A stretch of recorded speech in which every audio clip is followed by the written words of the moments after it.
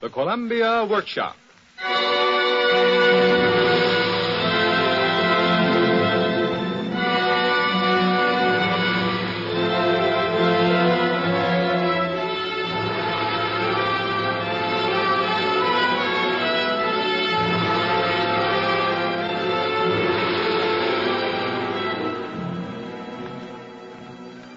Radio's foremost laboratory of writing and production techniques presents a two-part adaptation of a great American classic of the sea, Moby Dick, by Herman Melville.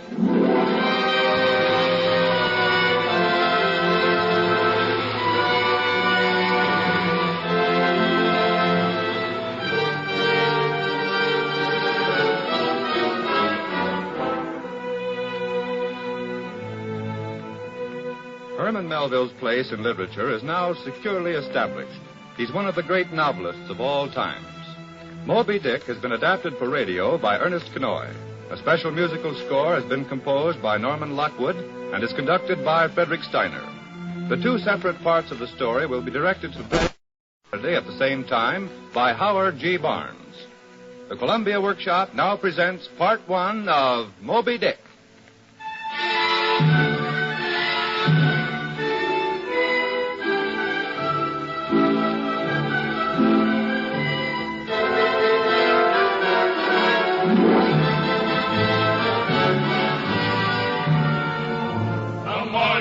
Fellas that follow the sea, way, hey, blow the man down. Now pray pay attention and listen to me. Give me some time to blow the man down.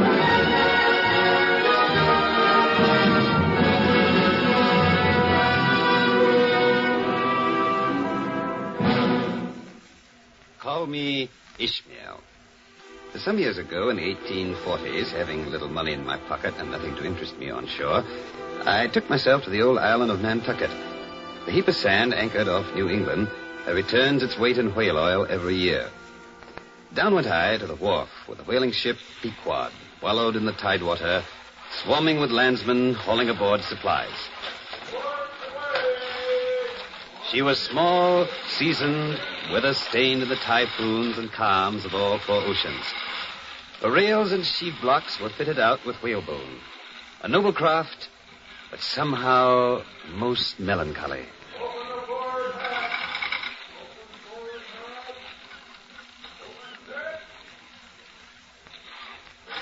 Comes when the black ballers preparing for sea. Hey, hey, blow the man down. You'd split your sides laughing the sight you would see. Give me some time to blow the man down. Come all ye young fellas and follow the sea. I climbed up to the quarter deck and looked about for someone with authority to sign up on this vessel for the 3 years whaling cruise. At last I spied him. He was brown and brawny, like most old seamen, and he talked with the antique speech of the Nantucket Quaker brethren, peppered with scowls from many hard gales and wintry watches of a lifetime at sea. I stepped up and called to him, "Is this the captain of the Pequod?" Supposing it was. I was thinking of shipping. Yeah. You see that no Nantucket up? Hast ever been in a stove boat with the whales, flukes, playing tattoo on their ribs? I've been on several voyages in the merchant service, sir. Merchant service be hanged. Talk not that lingo to me. Come, sir, I suppose now you feel considerable proud of having served in those merchant ships. But this is a whaler lad. And, what takes thee a whaling? I want to see what whaling is and see the world. Oh, want to see what whaling is, huh? Art thou the man to pitch a harpoon down a live whale's throat and then jump after it? Have you ever clapped eyes on Captain Ahab? Oh, are you not the ship's captain? Nay, I be Captain Peleg, the owner. Ahab's the captain. Ahab with his leg of chiseled ivory. His leg was lost, sir. Devoured it was. Chewed up. Crunched by the monstrousest Parmacetti whale to ever chip the boat. Well, I'm still bound to go a whaling, sir. Well, then now, mayst as well sign the papers right off. Here's the book.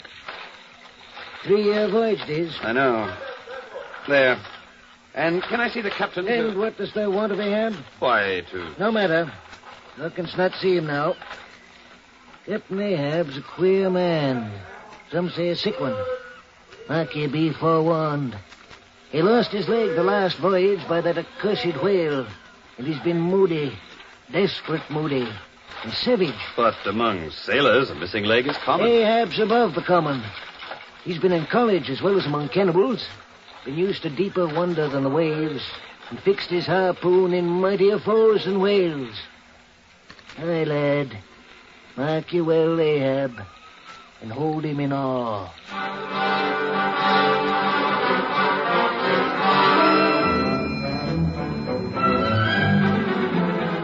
In the next days, there was a great activity aboard the Pequod.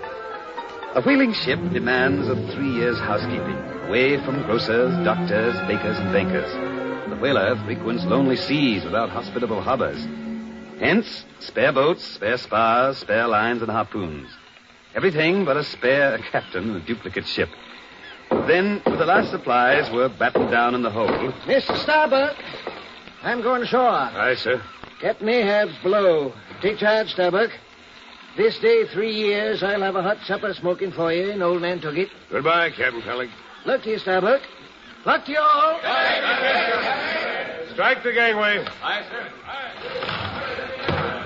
Now then, man the capstan. Blood and thunder, jump.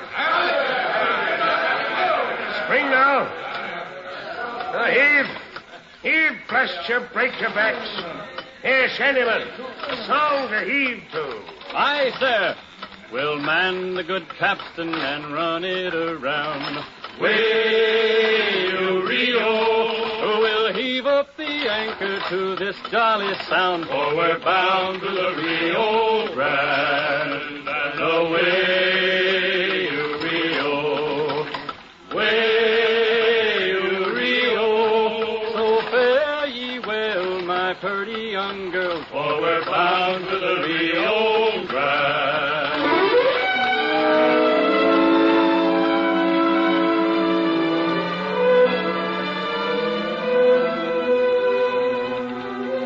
And so, with the music of the shanty and clanking capstan, the Pequod slipped away from the wharf.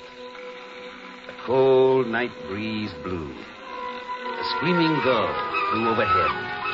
We plunged blindly like fate into the lone Atlantic.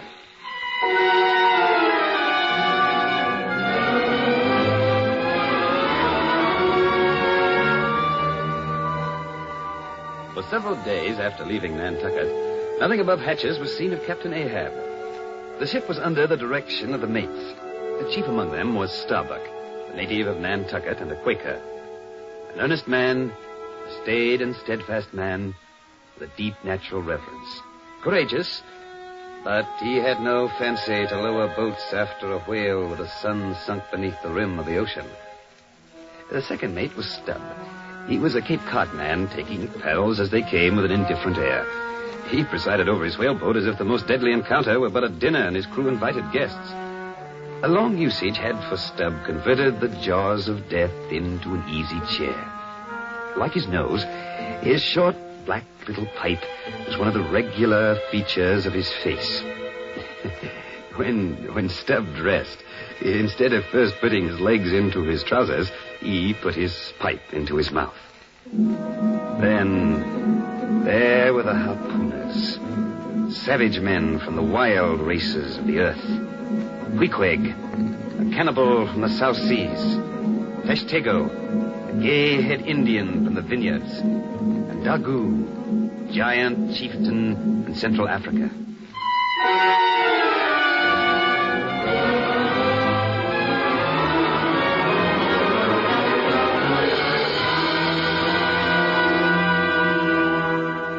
South we sail, leaving behind the merciless winter. Then, on one of those gray and gloomy mornings, I mounted on the deck for the forenoon watch, and there, on the quarterdeck, the wind beating against his gray hair and tawny face and neck, was Captain Ahab.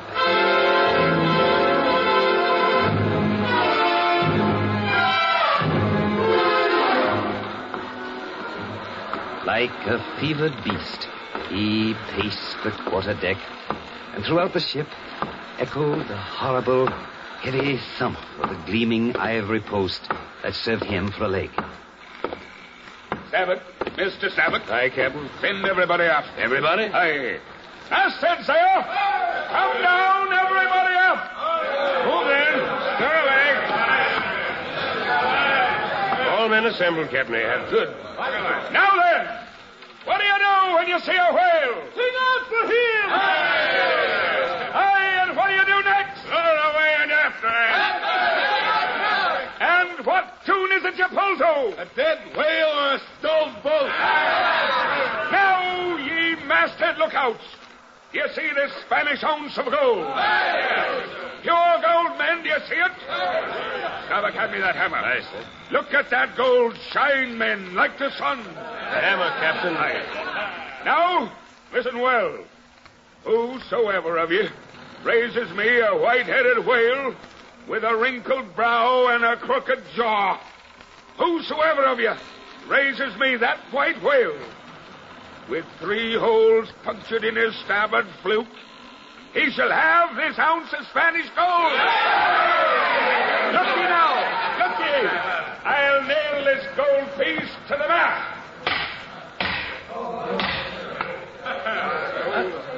White whale, men. Skin your eyes for him. Look sharp for white water. If you see but a bubble, sing out. Captain Ahab, that white whale must be the same that some call Moby Dick. Moby Dick? Do you know the white whale? Does he fan tell a little, sir, before he goes down? And has he a curious spout, too? Very bushy for a Parmacetti. Has he 3 harpoon irons in his hide, Captain, all twisted around? Aye, the harpoons lie all twisted and wrenched in him. Death and devils, men, it is Moby Dick you've seen. Moby Dick. Aye, it was that accursed white whale that sliced me, sheared off my leg. I'll chase him round Good Hope, and round the Horn, and round the Norway Maelstrom, and round Perdition's Flame. But, Captain... That's what you've shipped for. To chase that white whale till he spouts black blood and rolls fin out. What say you, men? Will you splice hands on't? Aye, a sharp eye for the white whale! A sharp lance for Moby Dick! Steward? Aye, sir. Go draw the great measure of grog. Grog all around. But, Mr. Starboard, what's this long face? Wilt thou not chase the white whale? Nay, Captain Ahab. I be here in this ocean to kill whales for my living, not to be killed by them for theirs. How many barrels of whale oil will thy vengeance gain us in Nantucket market? Money's not the measure, Starbuck. My vengeance will fetch a great premium here, within my breast. Vengeance on a dumb brute that robbed thee of thy leg from blindest instinct? Madness, Captain Ahab. Blasphemy. Starbuck, I hate the white whale. I'll spend the rest of my life to hunt him. I see in him outrageous strength and malice. The unknown, Starbuck, and I'll search it out. Talk not to me of blasphemy. I'd strike the sun if it insulted me. Captain, take thine eye off me, Starbuck. So, thou palest, thou canst not stand against me. Now then, drink death to Moby Dick. Swear ye harpooners, death to Moby Dick.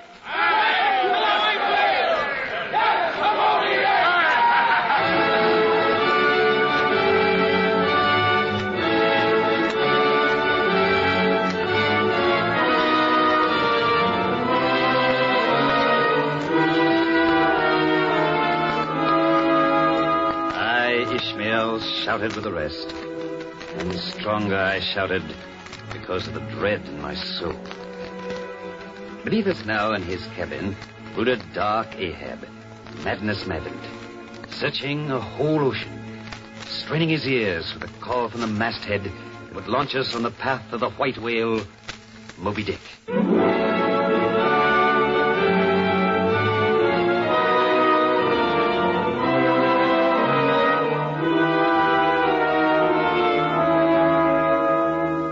Round the Horn we sailed into the vast cruising ground of the Pacific. The days were sultry, and the rolling swell of the ocean rocked the ship into a doze. High above the decks, to look out, scanned the desert of water. Aloft in the cross trees was Tashtego, a gay-haired Indian harpooner. Suddenly he stiffened.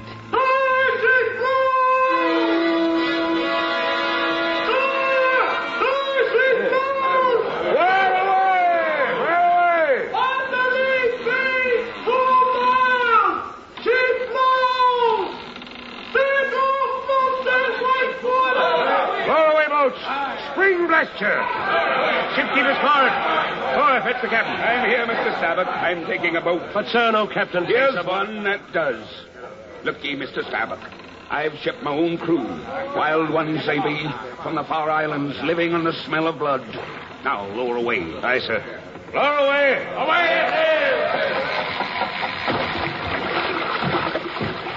is! Mr. Starbuck, do you keep your boat away from mine? Aye, sir. Unship your oars. Way back now. Pull. Pull. As she blows again, dead ahead. Pull. Pull, men. Pull. Break your back pulls. Pull for the bars of spar oil. Pull and start out your eyes. As she blows again. Who be in the captain's boat? Never mind. Pull. Maybe but 5 more hands to help. There's Moby Dick that's at the bottom of it. But it ain't the white whale today, so pull. Hey, wait. What? Give way. He's gone. Sounded. That blasted lubber. Now, quick, stand up. Sing out if you but see the shadow of a whale. No, nothing. It go down the bottom, sure. Cover. She blows down out 50 paces. Pull now. Roar and pull. Reach me on his black back. Pull. Pull now. There now, give way, men. We're on him. Steady away. There's plenty of time to kill a fish. There go, Fluke. Steady away. Stand up, Queequeg. Ready, harpoon. There's his hump. Now give it to him.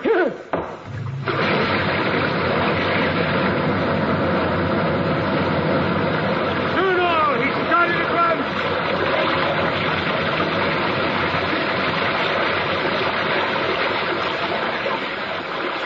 The whale ran with maddened fury. They hauled him close and planted him with 3 darts. And then... Mr. Starbuck, he spouts black blood. Aye. He's dead.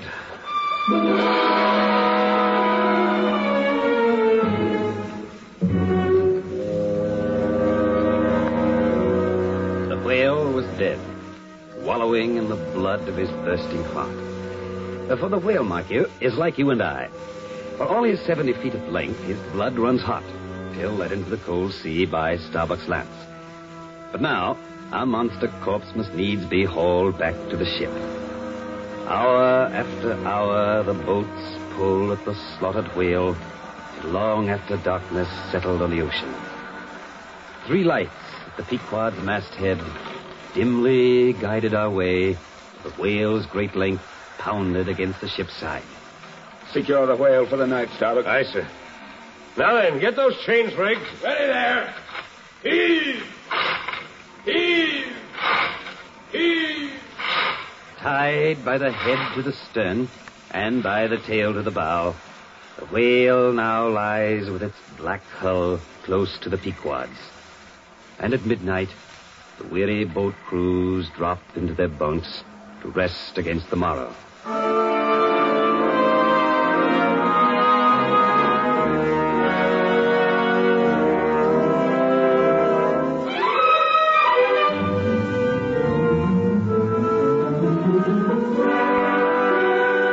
Next day, the men are back to the whale bright and early. Up to the rigging swing the enormous cutting tackles. Then the giant blubber hook swings out over the whale. Belly heaving. Now again, slowly. Swing it out to the left. Starbuck and Stubbs swung over the side and balancing on the slippery corpse, chop a hole in the mighty flank of the dead whale. The blubber hook swings down from the rigging and hooks into the bleeding hole. Starbuck slices a semicircle around the hook with his cutting spade. Ready now. She's set. Take her away. On board, the men fling themselves against the capstan. The whole ship heels over at the strain. Every bolt in her starts. She trembles, quivers, and a swift, startling snap, and the first long strip of blubber is peeled off and hauled into the air. Round and round swims the whale as the blubber is stripped off like the rind of an orange. Then, lowered into the hold of the ship, the nimble hands keep coiling it as if it were a blanket. Thus, all day and into the night. Haul in the chains. Let the carcass go astern. The peeled body of the whale, minus the head, floats slowly astern, followed by the swarms of snapping sharks.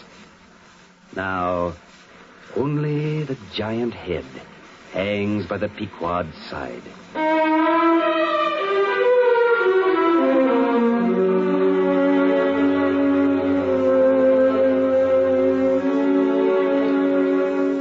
Through the rigging filters the cold light of the moon, playing upon the blood-dripping head of the dead whale.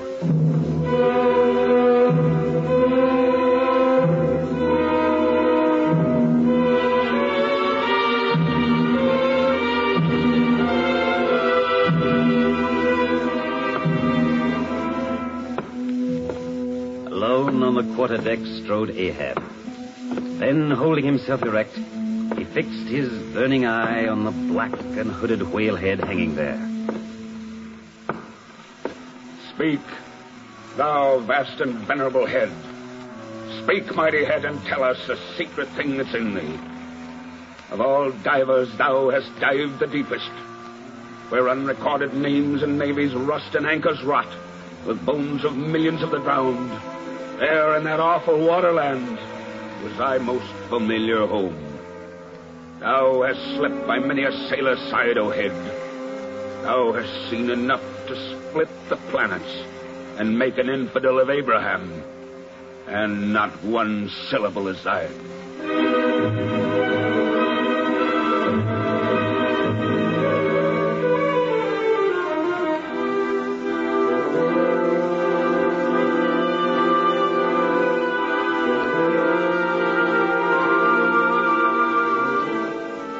So we sailed over into the green Pacific, glorying at every spout. On the mast, the coin of Spanish gold gleamed. Every lookout paused to stare at it as he climbed the masthead. And Ahab paced on his quarter-deck till sunset, his keen eyes searching into the swell, longing for the sight of the bushy spout, the wrinkled white forehead of Moby Dick.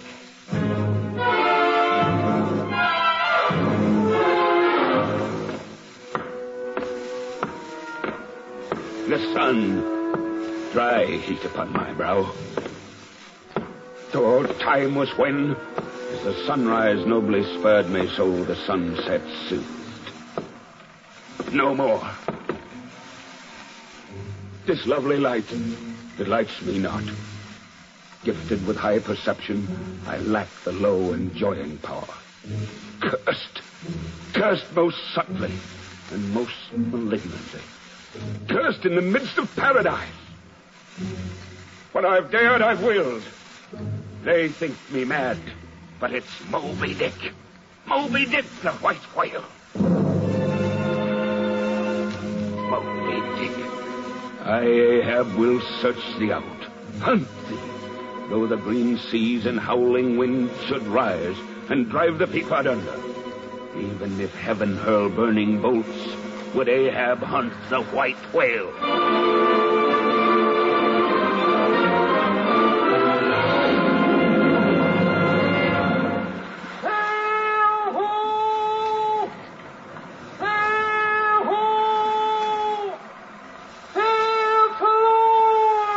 Captain Ahab, sir. Sail to leeward. Hey, Mr. Starbuck.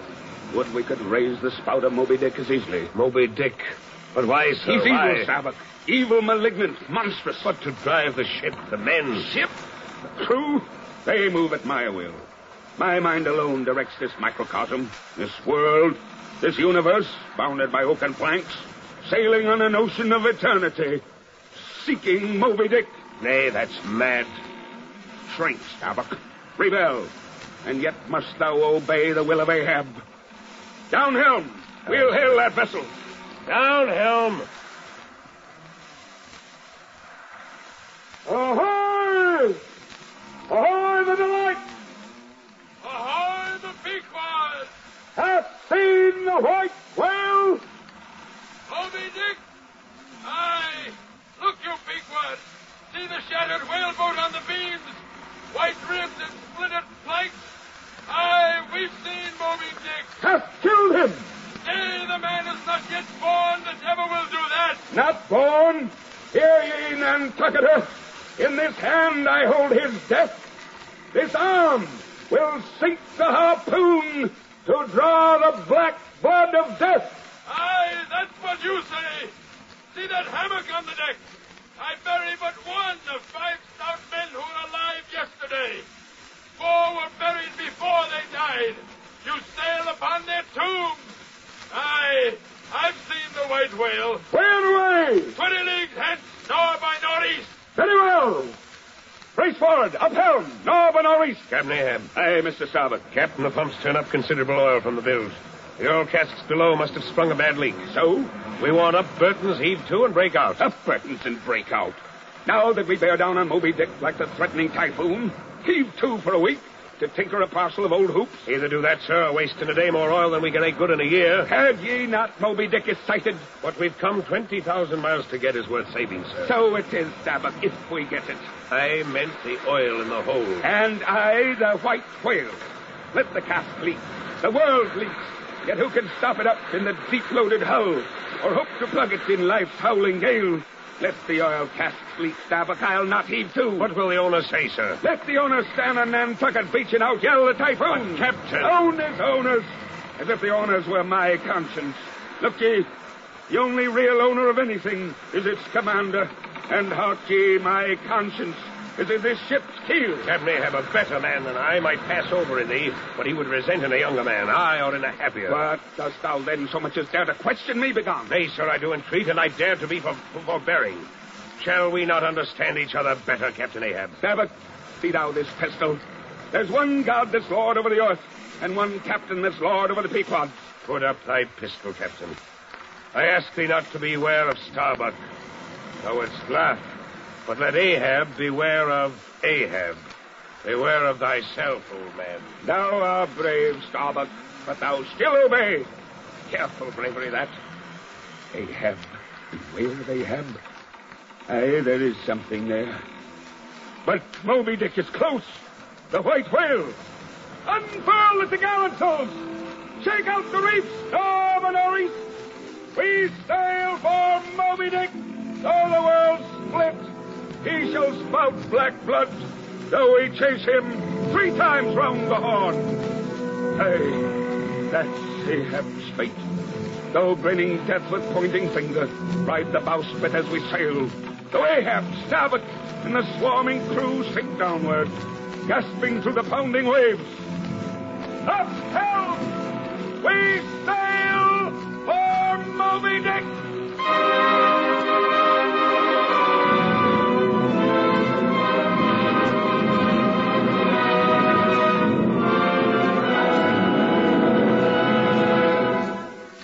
You have just heard part 1 of the Columbia Workshop's radio version of Moby Dick by the great American novelist Herman Melville.